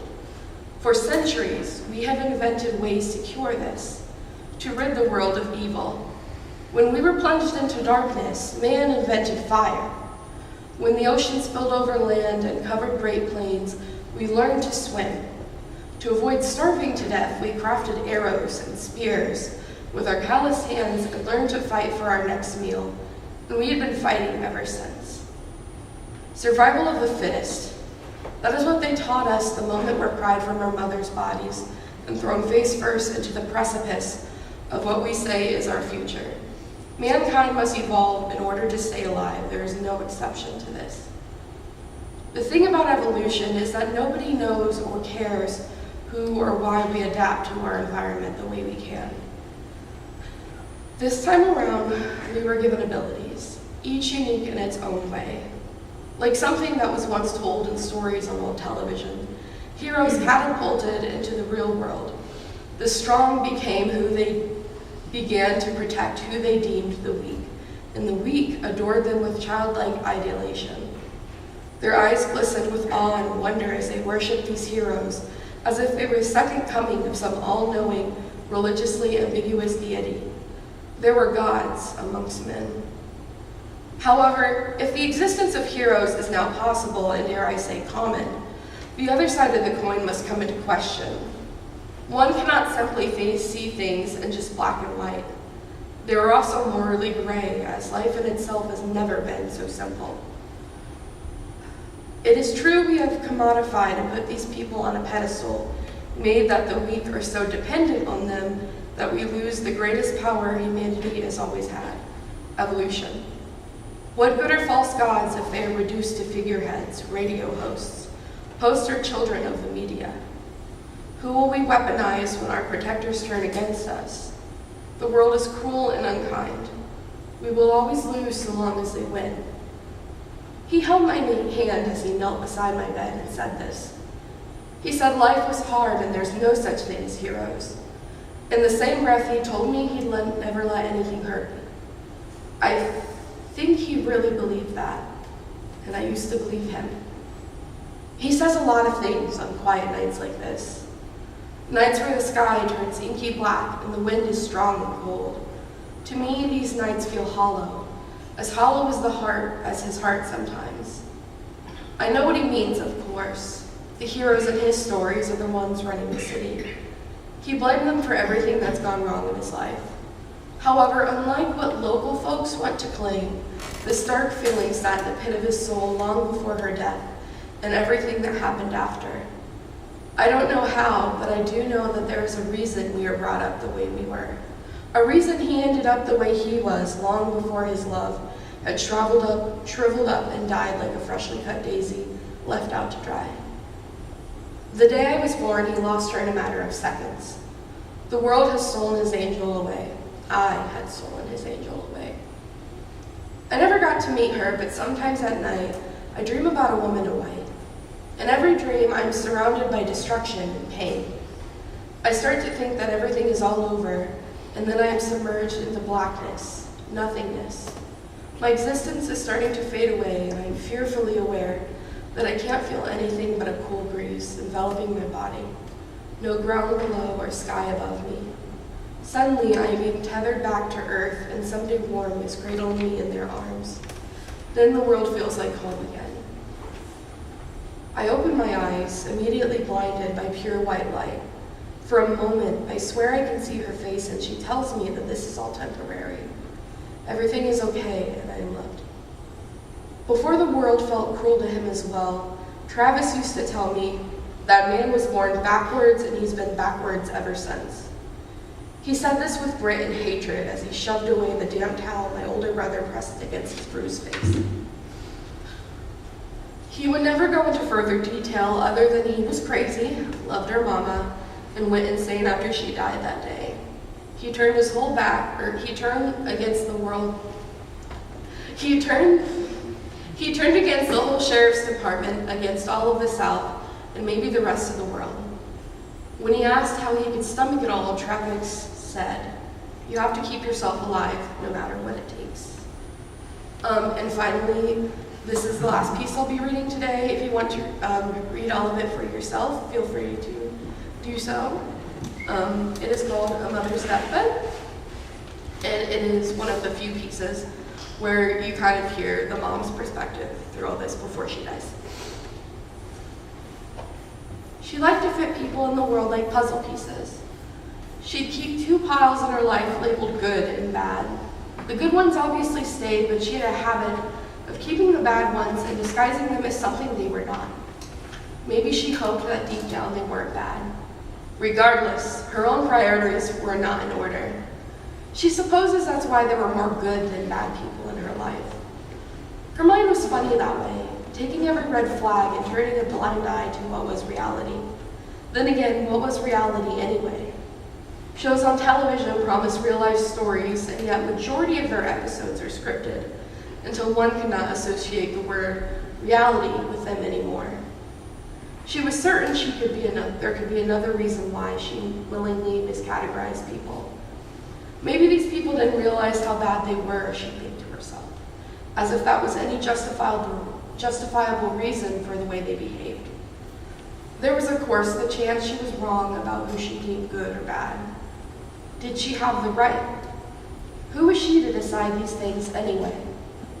Deep down, she knew that she could not and would not matter as long as she had anyone. She craved the kind of love in her life where she'd be surrounded by individuals who loved her. It didn't matter if they truly did or not. She sighed lonely to herself, tears still present on her face as she rolled over in bed. They had left the room, leaving only a warm outline of a figure against the sheets as she wondered how long he'd be gone this time. They'd been leaving more and more after each argument settled. She shuddered at the thought their voice boomed through the room as they demanded to know why.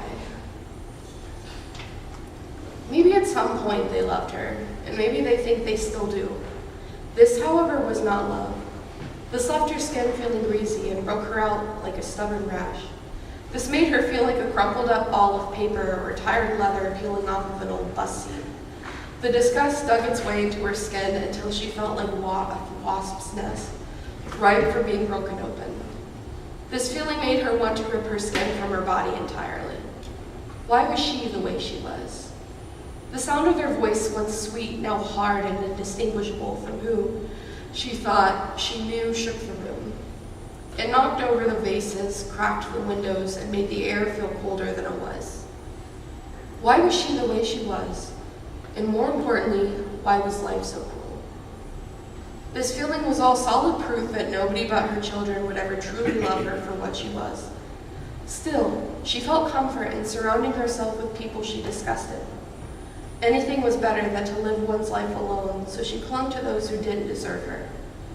She desperately made herself available, giving more than just her attention, but her body, heart, and soul. It didn't matter how used to the burning she'd become. As the baby in her belly grew bigger with each passing day, she worried for what awaited for the little one as the time progressed. Would he or she be loved enough? Could she listen to her enough? She wondered what would happen should she disappear. This pregnancy was not an easy one, neither were the other two. She supposed in her physical state, having a baby should be the last thing of her worries, and yet here she was, 8 months in.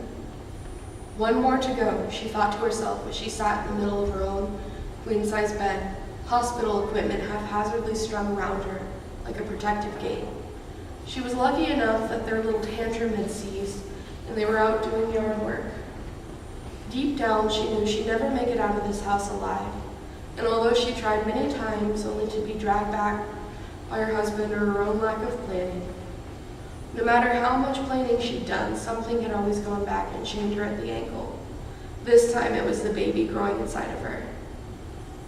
She should be elsewhere, living happily with her 3 children, but instead, she lay dying and creating life simultaneously.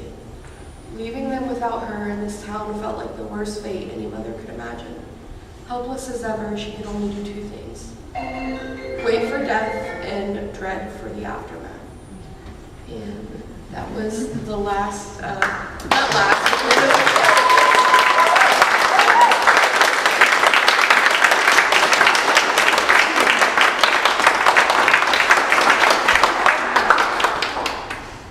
so I guess this is the part for any questions.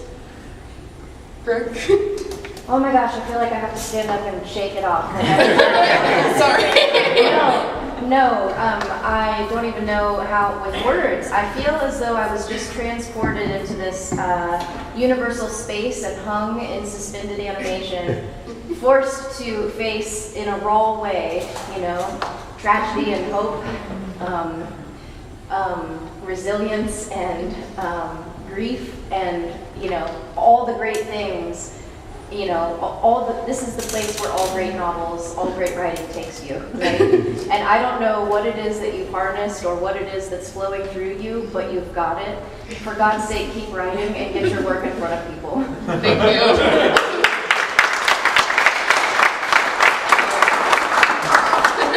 We told her that exact same thing in the flash fiction course that she took this term. Yeah, so Julia started off on a different track for her capstone, by the way. I was going to do a haunted house. Yeah, and when she read these stories in class, I think I can speak for everyone in the class that we were all like, whoa, wait a minute, this is it. This is it. And so I'm super proud of what you've done. Thank you. Yeah, and also don't forget that inside that are original drawings. Yeah, I have illustrations all throughout here, so you should definitely go take a look when you find one. And there's lots of copies you can just take. Yes, they're right there on the window. Here's like an example, kind of one. Yeah. Hi, I'm Natalie.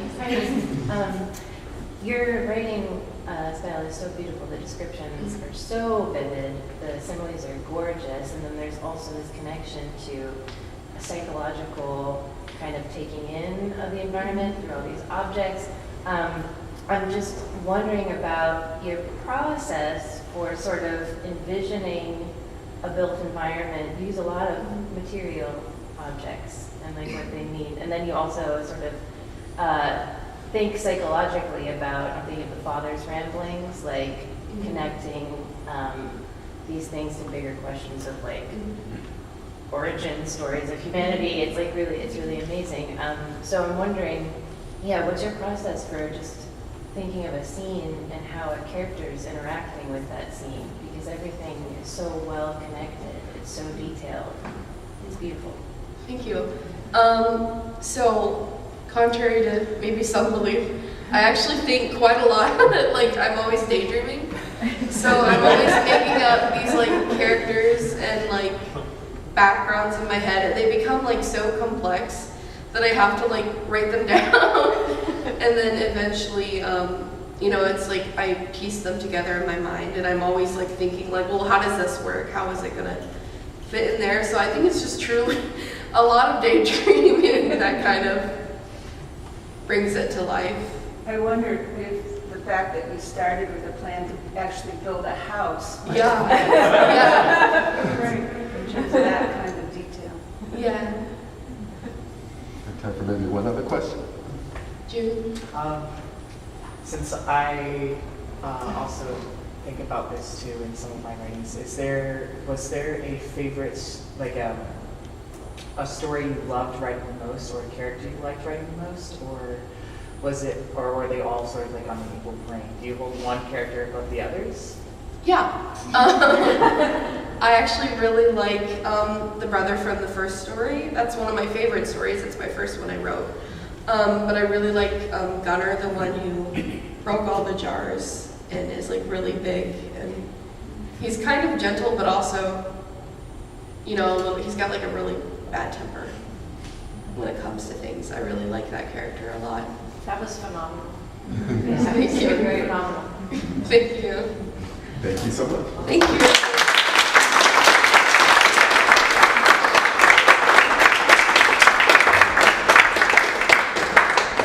That was Julia Hanser. And next is Delaney Schlesinger-Devlin. And she is doing a language capstone, so her format is going to be a little bit longer and a little bit different than the ones we've gone so far.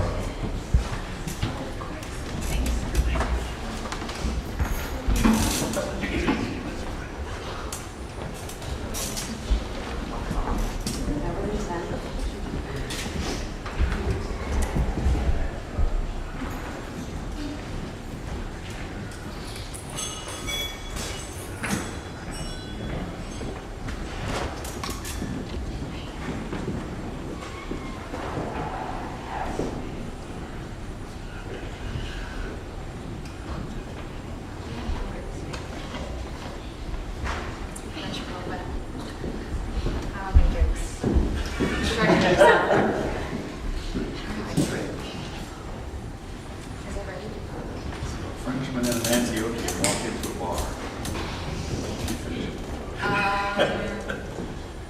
Oh God, Gary, ready to us right now. It's okay. The overseas.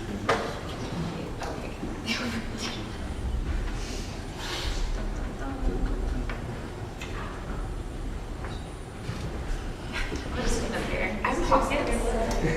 We can look at my dress. I'm really proud of it. That's the most important thing about today, obviously. So.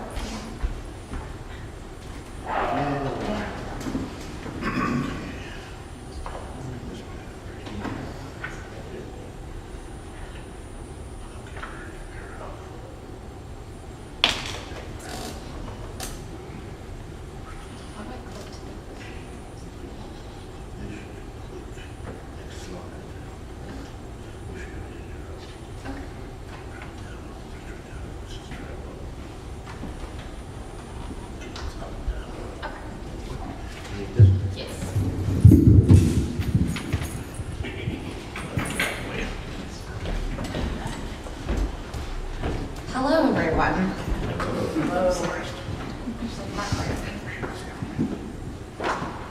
Hi, my name is Delaney Schlesinger-Devlin. My pronouns are they, them, and my degree title is Psychology of Social Behavior with a focus in French language and culture, as well as a focus in trans global engagement. And so this is actually my capstone for my French focus. And it is entitled L'Empathie pour les femmes en littérature française, or empathy for women in French literature. So to start off, I went to France for 3 months, where I lived with a famille d'accueil, and I was an au pair for 2 different families. And these are just some pictures that kind of encapsulate some of my time while I was in France. Something that is a little bit fun to point out is this is actually the castle that Walt Disney based the drawings for Sleeping Beauty's castle off of. It's in Annecy, France, and it's actually still a working castle today, and the family actually lives in the servant house, which is still huge and beautiful. And this is also in Annecy. I just really like Annecy. It's very pretty there. So to start with La Logique, or why is this important? So overall, this helped me expand my French language. I was reading 5 different books in French, as well as writing some very complex ideas in French, which obviously is gonna help me with my French skills. It also helped me with the cultural understanding of France at different time periods, so that was really important. And then also, by reading books by French authors from the 19th century, you can then understand the situations of women at these different times, and also the feelings that the outside world had towards these women at different times. And so empathy is this word that has undergone many transformations and changes over the years, but is now defined as the act of understanding another person's experience by imagining oneself in that other person's situation. And so that's what I was doing with these women in literature. Okay, cool. So that these are kind of, what was I doing? So I was trying to find out how women were perceived, how they were written, and then what that implies about the public thoughts during this time. Was it a good or bad representation? What was the context? And then some of my guiding questions that I attempted to answer with this literature review were: how were women represented in French literature? How was empathy for women as a whole or not as a whole? And in French culture at each period, how was it empathetic towards women? So a little bit of support of empathy, but yes, it is a real thing, and yes, you can do it by reading books. This first study by Israeli and Cremoli, they study it, and it's important because they clarify the different components of empathy and how it is processed. For example, there are 4 components that you can kind of be tested on to see how empathetic you are towards a certain situation, and that's going to be perspective taking, fantasy, empathetic, concern, and personal distress. And for this situation, I'm mostly looking at perspective taking and fantasy and fiction.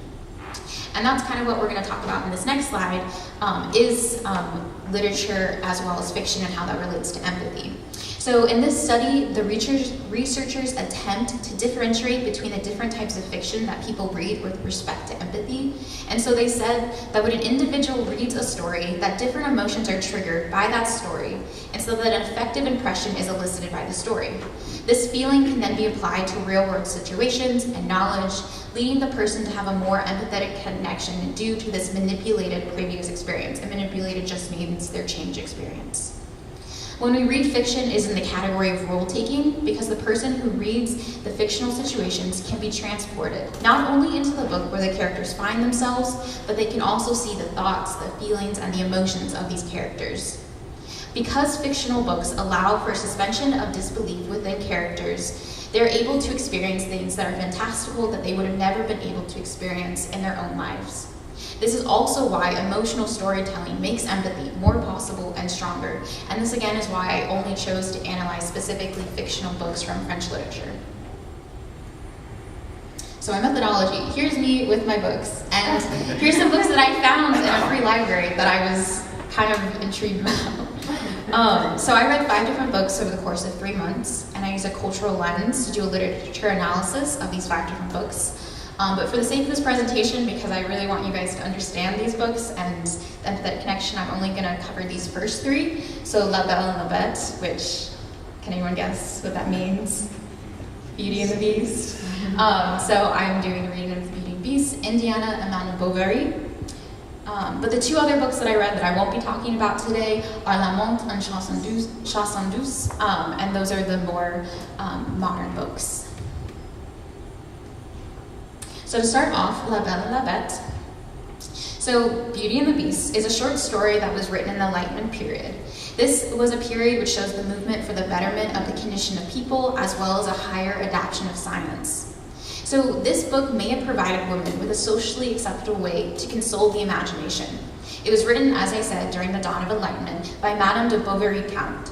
She was actually a French language tutor for affluent young girls, and most of these girls would be learning French from her, but also learning the etiquette of society. She attempted to write this book not only to help them teach French in a fun way, but also to help them, to help subdue the young woman's fears and reconcile this idea of arranged marriages, or this idea of a pre-made alliance that her parents would make. That they would then have to erase their own desires and submit to the will of this unknown person that they would have to get married to. And so in Beauty and the Beast, you see an example of how that is uplifted. It's an example of conditional empathy. So Beaumont lifts up Belle, having her marry the Beast, who turns out to be a very handsome and rich man. But she is only lifted up and allowed to do this because of her loyalty and sacrifice to her family, especially to her father. She works very hard in the house. She's said to be doing all the cooking and all the cleaning, while her sisters don't do any work for the family and instead have very unhappy marriages because they both marry for very vain reasons like money and beauty. And so overall, this period would be considered empathetic towards women when they took on roles that were seen as helpful to the family or that fit into the societal situations and parameters of the time. And so again, this is not total empathy as you would consider, it's very conditional. And this is going to be a recurring theme. So the next book that I'm going to talk about is Indiana. It's from the Romantic period. And these type of books are going to feature a lot of nature. They were very sad, but they were also filled with very fantastic love stories. Also, a side note, this was my favorite book to read, which might have a little bit of bias in the analysis, but c'est la vie. This is actually the house of George Sand, who was the person who wrote Indiana. She was a revolutionary at this time. She actually gets as divorced as she could from her husband. She takes her 2 children, and she comes here to this house, lives with her 2 kids and her grandmother.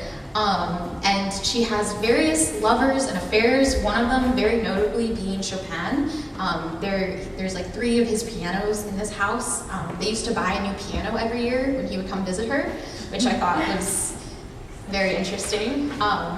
But so she has this understanding of what it is to be kind of a separated woman outside of society, making her way of her own. And that's very much something that's important to acknowledge is like the history at this time.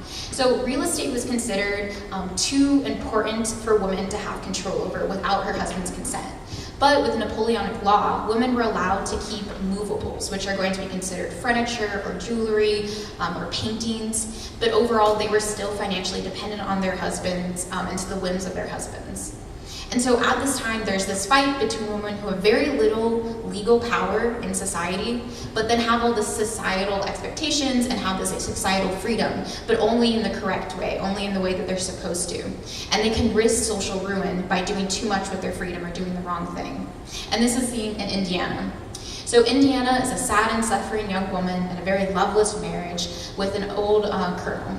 She then has 2 other lovers, Raymond, who is a rich man, who is very eloquent, and he's a symbol of the traditional world. Ralph then is her cousin, who is very cold, but he's a symbol of the world without the strict traditions of society. So the book protests against this idea of a docile and submissive woman, and this book shows the complexities of a woman who wants to be loved and who wants to have freedom, and all of this in a society that believes that women cannot be equal. But through this book, you are shown that women can live different lives where if the laws of society are forgotten. And again, it's really important to have the perspective. So some of this could be considered based in her own life, in George Sand's own life, and that's an important perspective to take as we talk about the next book. But overall, the empathy that we cultivate is then to understand the pressures of the stifling society for women at that time. The next book is Madame Bovary. It was written in 1957 by Gustave Flaubert. And this book follows Madame Bovary, or Emily, for her quest for love and happiness. It starts when Emma was young and has lots of these ideas for marriage, and she gets married to a man named Charles, who is very loving but also very overbearing and awkward, to say the least. And the empathy that is found in this book, because the plots are actually pretty similar, there are a lot of similarities between Indiana and Madame Bovary, but the empathy that you see in this depends on who is reading the book. So that's why it's important to understand the circumstances that one finds themselves when they are attempting to empathize.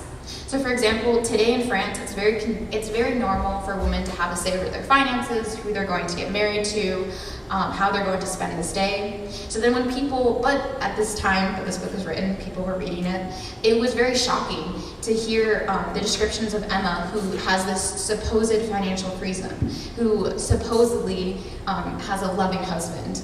But then she still decides to kind of do this financial ruin and have an affair.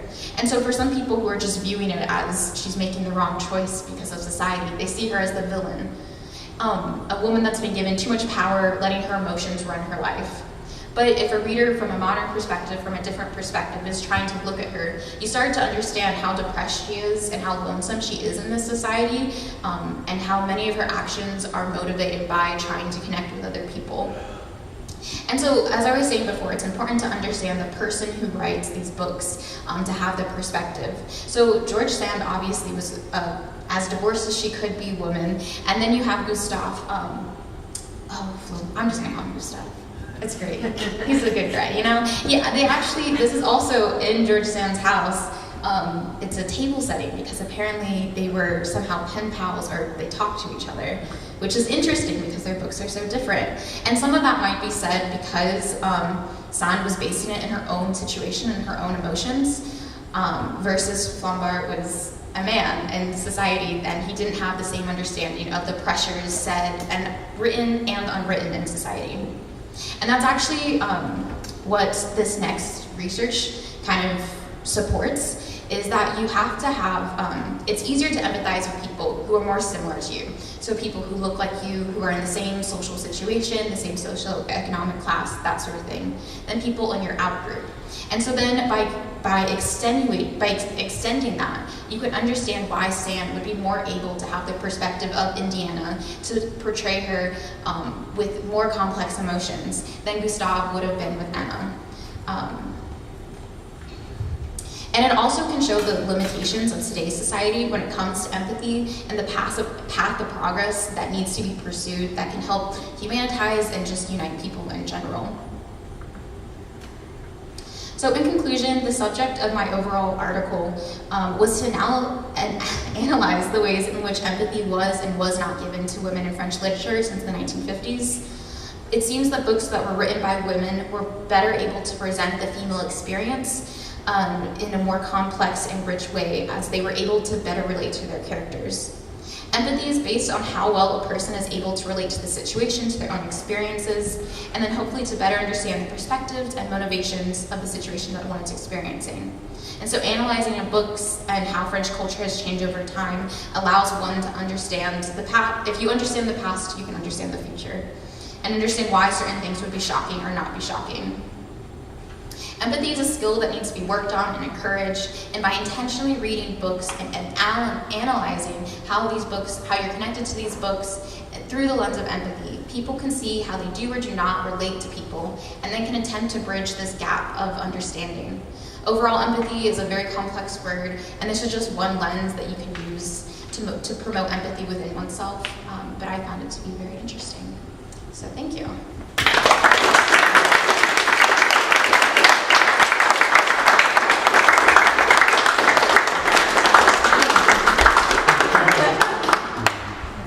Are there any questions? Yes, Carrie? If I may. So, well, with my apologies to the rest of the audience, I'm going to take the liberty of asking one in French, if that's all right. Yes, let's go. But before I ask it, I just want to take a pause to appreciate the depth of engagement that has gone on to produce this.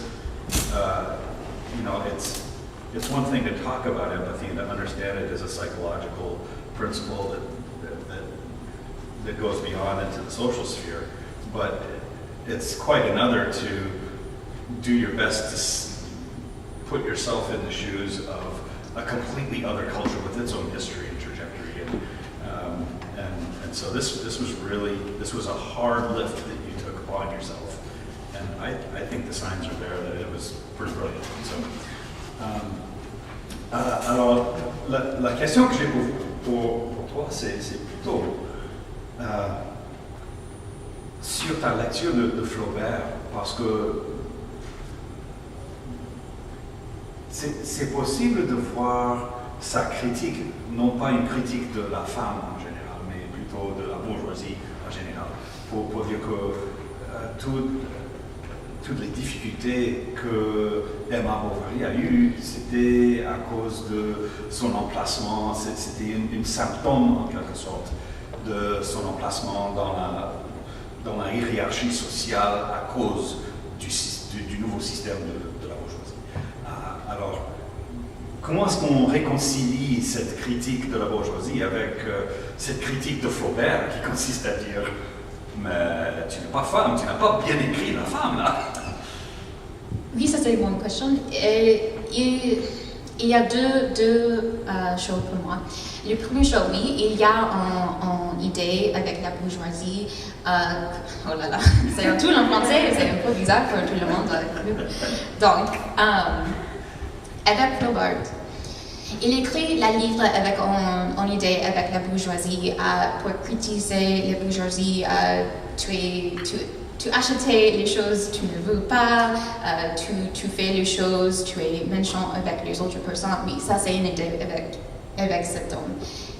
Mais aussi, il faut qu'il comprenne les autres perspectives parce qu'il est vraiment un homme. Et oui, il est homme en la bourgeoisie. Et donc, il ne comprend pas les droits différents pour les gendres. Par exemple, pour les hommes, il est très différent pour les amours. Il est très différent parce que il choisit qui il va amour. Mais pour les femmes, il est très différent parce qu'il n'a pas l'argent, elle n'a pas les choisis pour l'amour, pour la famille.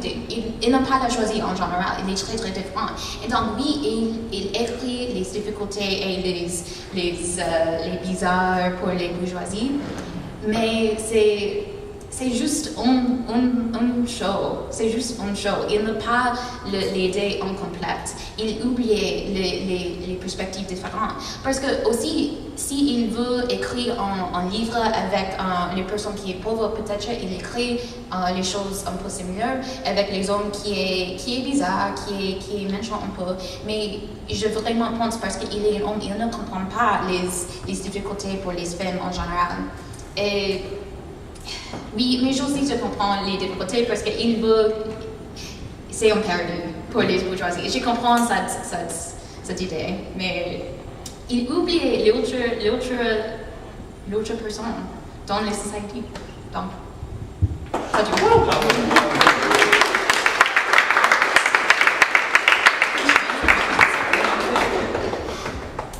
So related to Carrie's question, I also wanted to ask you about Madame Bovary, and I think you've already covered the sort of class and critique of the author in the situation, the bourgeois sort of predicament, the melodrama of the love affair. But this is about empathy. This is so something that struck me is that in some ways, I think that taking on the stress and the drama of these characters, internalizing a little bit, is what you're arguing. It's a practice of modeling empathy. Madame Bovary is a particularly sort of difficult example, as Carrie was sort of getting at, because it is, in some ways, Madame Bovary, in some ways Emma is sort of taking on this desire, which might be a similar process to sort of taking on empathy with a character. Like, she's getting closer and closer to this person who she doesn't know very much about, and then she knows a little bit more about, and then she sort of, this attraction develops. So I think, so there's something here that's sort of difficult to articulate, but I feel like it's really important in thinking about how you empathize with these characters, because if the argument is like, you take on you internalize what they're feeling. Yeah, I just want to hear a little bit more. Carrie sort of got to this, but like a little bit more of like the difficulty of, especially with melodrama, it is very bourgeois and it is very, are you following a similar process? Is Emma following the process of empathy as she sort of takes this person in, lets them in? And then all the destruction that ensues, like maybe what are the difficulties or dangerous qualities of that process? I think, and I'm trying to answer this in French, which is maybe,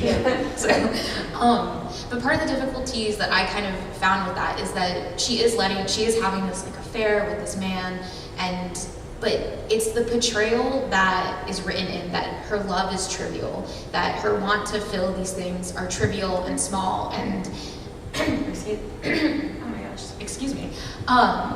It's this idea that's like written in like this reading between the lines, that the actions that she's doing are trivial, that her feelings are trivial, that she's just some silly girl.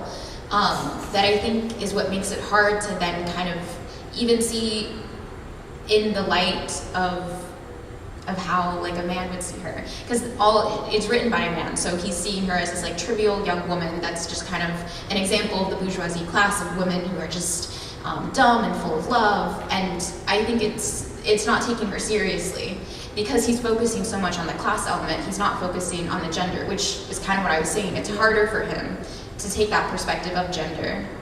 But when we read it, sorry, keep going. Yeah, go on. Yeah, because this is the struggle. Like we're and this is the struggle, and this is why it's important to understand the historical context that a book was written in at the time. So then you have these like two perspectives that you're straddling. You have the perspective about the time of how, oh, she's not following society and she is ruining her family. But then with a modern perspective, you kind of look back and say, well, here are more of the social situations that she was subjected to, and here's maybe why she was acting out, and you just have a bit more of a perspective because we have this like outside view versus us being in the 1850s kind of looking at her and seeing them and people that we know today. Did that kind of? Yeah, thank you. Okay. Are there any other questions? Wonderful.